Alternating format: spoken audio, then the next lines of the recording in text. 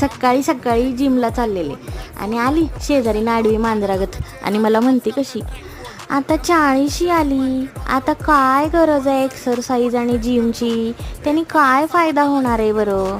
मग मी पण तिला म्हणलं, हे बघ, मरताना पण कनी काटाकीर नाद खोळा होऊनच मरणार.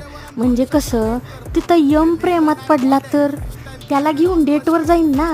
आणि नाहीतर दुसरा फायदा म्हणजे तिथं अप्सरांची जागा रिकामी असली, व्हॅकन्सी असेल तर मला कामाला घेतील. आता कसं असते, डॉक्टर आहे ना मी, ड्युट्या करून करून सवय लागली इथं पृथ्वीवर, मग तिथं पण ड्युटी करेन ना मी स्वर्गात. आता हिला काय सांगायचं एक्सरसाइजचा फायदा हो.